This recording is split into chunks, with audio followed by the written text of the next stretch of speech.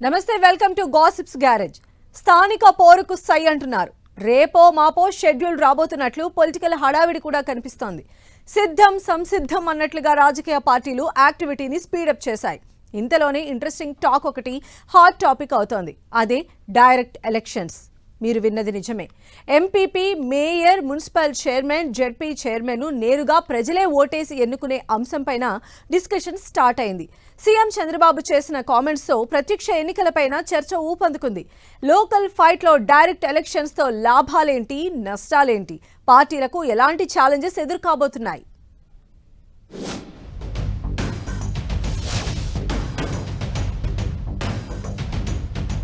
స్థానికంలో ప్రత్యక్ష ఎన్నిక, పాత విధానంపై చర్చ. MPP, ZP chairman, municipal chairman, మేయర్లకు డైరెక్ట్ ఎలక్షన్స్.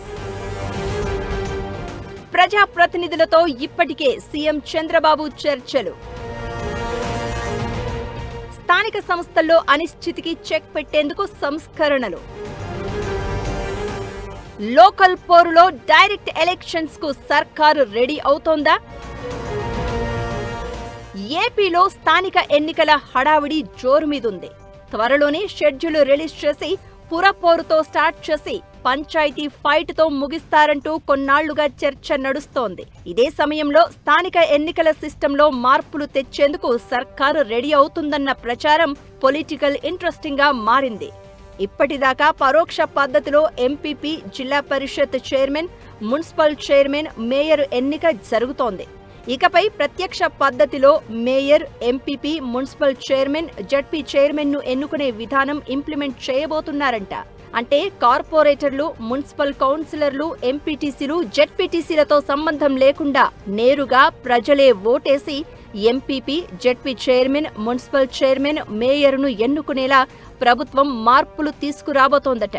స్థానిక సంస్థలను స్ట్రెంథెన్ చేస్తూ అవిశ్వాసం ఇష్యూస్ కు చెక్ పెట్టేందుకే పాత విధానం ఇంప్లిమెంట్ చేయబోతున్నట్లు టాక్ నడుస్తోంది. ఓల్డ్ సిస్టమ్ అమల్లోకి వస్తే సర్పంచ్, ఎమ్మెల్యే, ఎంపీ తరహాలోని ఎంపీపీలు, జెడ్పీ చైర్మన్లు, మేయర్లను ప్రత్యక్ష ఎన్నికల విధానంలో ప్రజలే ఓటేసి ఎన్నుకోనున్నారు. దీనిపై సీఎం చంద్రబాబు ప్రజాప్రతినిధులతో పలుసార్లు చర్చించినట్లు తెలుస్తోంది. గతంలో MPP, ZP chairman, municipal chairman, మేయర్లను ప్రజలే డైరెక్టుగా ఎన్నుకునే విధానం ఉండేది. ఆ తర్వాత రాజ్యాంగ సవరణల ద్వారా మూడంచెల పంచాయతీరాజ్ వ్యవస్థ అమల్లోకి వచ్చింది. ఆ తర్వాత ఎంపీటీసీలు ఎంపీపీలను, జెడ్పీటీసీలు జెడ్పీ చైర్పర్సన్లను, కౌన్సిలర్లు మున్సిపల్ చైర్మన్ను, కార్పొరేటర్లు మేయర్లను ఎన్నుకునే సిస్టమ్ వచ్చింది. ఈ విధానంతో స్థానిక సంస్థల్లో డిస్టర్బెన్సెస్ వస్తున్నాయన్న ఒపీనియన్స్ ఉన్నాయి.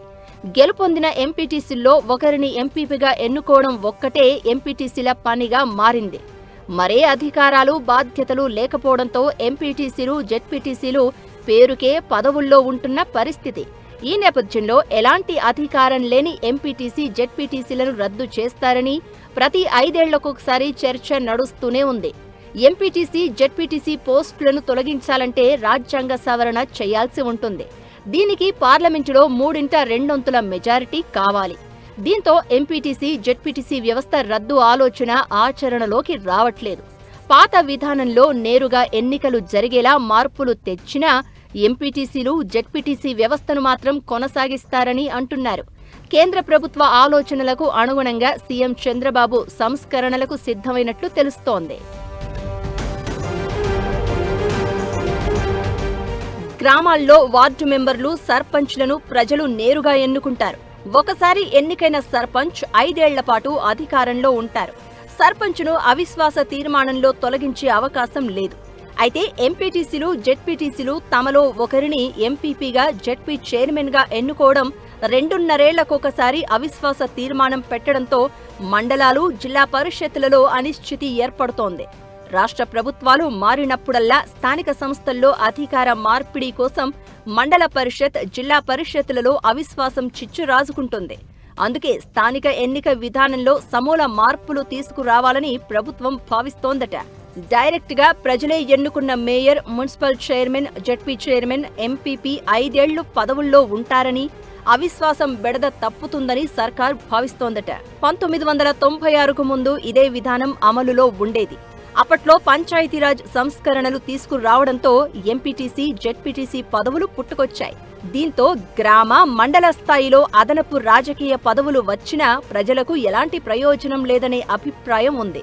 ఇప్పుడు మళ్లీ ఈ పాత విధానం తీసుకొస్తే ఎంపీటీసీ, జెడ్పీటీసీ పదవులు ఉంటాయా లేక రద్దు చేస్తారా అనేది స్పష్టత రావాల్సి ఉంది. ఒకవేళ ఎంపీటీసీ, జెడ్పీటీసీ వ్యవస్థను రద్దు చేస్తే క్యాడర్, కింది స్థాయి లీడర్లు పదవులు లేకుండా పార్టీల కోసం పనిచేసే పరిస్థితి ఉండదు. నామినేటెడ్ పదవుల కోసం ప్రభుత్వంపై ఎక్కువ ఒత్తిడి ఉండే అవకాశం ఉంటుంది. సో ప్లస్లు, మైనస్లను బట్టి చూస్తే పాత విధానం అమలు చేస్తే మాత్రం డేరింగ్ డెసిషన్ అనే చెప్పొచ్చు. నేరుగా MPP, mayor, ZP chairman, municipal chairman కు ప్రత్యక్ష ఎన్నికలు జరిగితే పార్టీలకు పెద్ద సవాలుగానే చెప్తున్నారు. రిజర్వేషన్లు, కుల, మత, ప్రాంతాల వారీగా సమర్థులైన నేతలను బరిలోకి దించాల్సిన పరిస్థితి. జెడ్పీ చైర్మన్లు, మేయర్, కార్పొరేషన్ చైర్మన్ కు నేరుగా ఎన్నికలు అంటే ఎమ్మెల్యే, ఎంపీ స్థాయి నేతలను బరిలోకి దింపాల్సి రావచ్చు. ఎలా చూసినా స్థానికంలో ప్రత్యక్ష పోరు రాజకీయ పార్టీలకైతే ఛాలెంజింగ్ గానే ఉండనుంది. డైరెక్ట్ ఎలక్షన్స్ సిస్టమ్ను అమలు చేస్తారో లేదో చూడాలి మరి.